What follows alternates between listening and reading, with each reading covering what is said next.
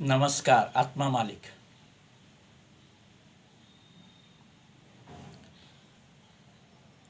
आई वडिलांची सेवा करा.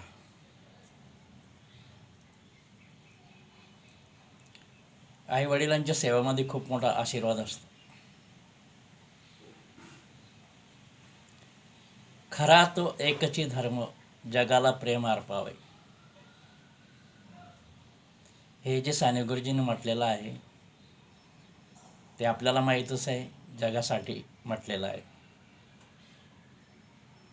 परंतु आई वडिलांसाठी मुलंच हे जग आहे. म्हणून आई वडिलांच्या प्रेमाने मुलंच जग आहे. खरा तो एकची धर्म. म्हणजे इतकं प्रेम आपल्यावरती वाहतात जगा एवढं.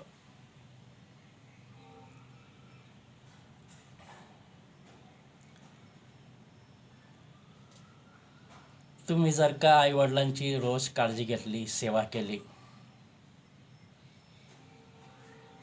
तुम्ही कोणतेही काम करायला जा, ते आशीर्वादामुळे ते होणारच. त्यांच्या तब्येतीची काळजी घ्या, त्यांच्या औषध पाणीची काळजी घ्या, गोळ्या व्यवस्थित घेतल्या काही नाही ते काळजी घ्या, नाश्ता जेवणची काळजी घ्या. कारण लहानपणापासून आईवडिलांना आपल्यावर खूप प्रेम केलेलं असतं. आजही करता, म्हातारपणात पण करता, शेवटपर्यंत करतात.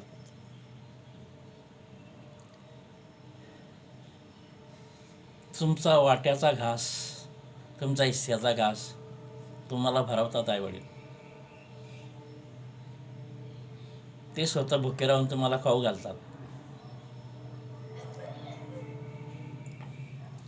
तुमच्यासाठी खूप मेहनत घेतात, रक्ताचे पाणी करतात.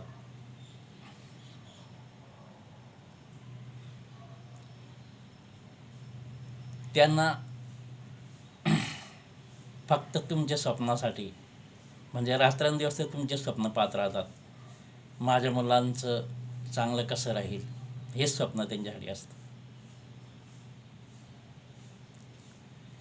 परंतु आपण काही ठिकाणी पाहतो, काही मुलं आईवडिलांना वृद्धाश्रमात पाठवतात. ते खूप चुकीचं आहे. असं करू नका. ज्या वेळेस तुम्हाला तुमच्या जीवनामध्ये त्रास होईल, नुकसान होईल, चटके लागतील, तेव्हा तरी तुम्ही पुन्हा वृद्धाश्रमात जा आणि आईवडिलांना परत आणा.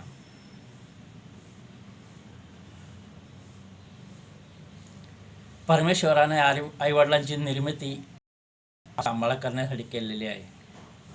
लहानपणापासून, शिक्षणापासून तुमचं लग्न होईपर्यंत, तुमचा संसार सर्व थाटापर्यंत सर्व त्यांनी केलं. आईवडिलांना कदापि विसरू नका. खूप प्रेम द्या त्यांना, कारण त्यांनी खूप प्रेम दिलेलं आहे तुम्हाला. एखाद्या पत्नीच्या सांगण्यावरून आईवडिलांना हाकलून देऊ नका. त्यांना खूप काळजी घ्या त्यांची.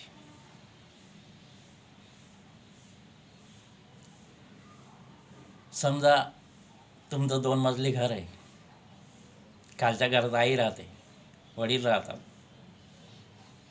आपल्या मुलांना सांगा, पत्नीला सांगा, आईला जेवण दिलं का, नाश्ता दिला का. त्यानं दिलं असेल किंवा नाही दिलं असेल, पण तुम्ही द्या. तुम्ही द्यायलाच पाहिजे. लहानपणी आपण पाहतो, जेव्हा आपण लहान होते त्यावेळेस आपण जर कुठे हरवले लहानपणी, ताई चावरा बावरा होऊन जाते. माझी लेक कुठे आहे, माझा मुलगा कुठे, सर्वांना विचारत फिरते. तो लवकर सापडत नाही, तो जीव का सावीस होतो. तशा वेळेस जर वडील बाहेरून आले तो पहिल्यांदा आपल्या पत्नीला झापतो, तुला समजत नाही का. लक्ष ठेवता येत नाही का? इतकं प्रेम त्यांचं असतं तुमच्यावर भरपूर.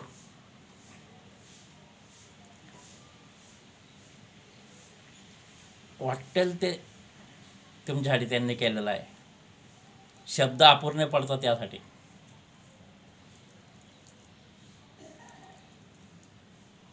काही मुलं अमेरिका, इंग्लंड इकडे शिक्षणाला जातात किंवा नोकरीला जातात. आईवडिलांना भारतात सोडून जातात, पुन्हा येतच नाही. असं करू नका. शेवटपर्यंत खूप काळजी घ्या त्यांची. लहानपणी तुमची काळजी घेतली, तुमचा सांभाळ केला, म्हातारपणी त्यांचा सांभाळ करा. हे खूप महत्त्वाचं आहे. नाहीतर पुढच्या जन्मात तुम्हाला खूप त्रास होईल, खूप भोगावं लागेल. ते कर्तव्य पूर्ण करा तुम्ही. माँ का दिल ते गाणं आहे, माँ का दिल, माँ का दिल. खूप मोठं आहे माँ का दिल. तसंच वडिलांचं, आईचं प्रेम उमटून दिसतं, वडिलांचं खूप प्रेम असतं. ते सर्व तुमच्यासाठी आणत असतात, पण आई खाऊ पिऊ घालते म्हणून ते प्रेम उमटतं आईचं. तेवढंच प्रेम वडीलसुद्धा करीत असतात.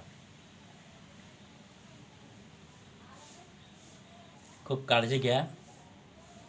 जेव्हाही तुमचे महत्त्वाचे काम असतील तेव्हा तुम्ही आईवडिलांना खूप प्रेम द्या. तुमचे काम नक्की होतील. नाही, मला असं नाही म्हणायचं की काम असेल तेव्हा रोज तुमची सवय झाली पाहिजे आईवडिलांची काळजी घेण्याची. रोज आशीर्वाद घ्या, रोज विचारपूस करा. खूप जीव लावतात तुमच्याशी ते.